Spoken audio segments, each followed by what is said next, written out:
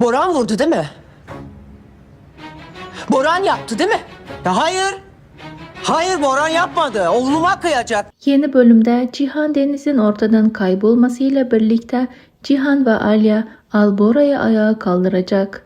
Cihan bunun hesabını en yıkıcı şekilde sormaya hazırlanırken Boran da Ecmel'in desteğini arkasına alarak hamlelerini sürdürecek.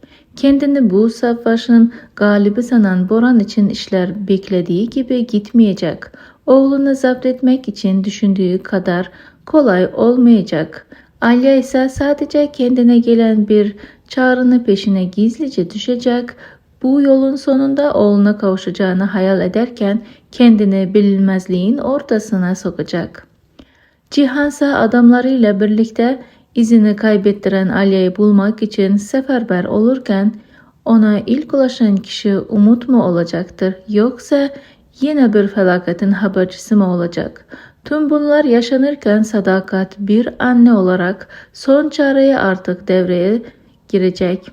Oğlunu yaklaşan felaketten uzaklaştırmak için kimsenin tahmin edemeyeceği bir adım atacak.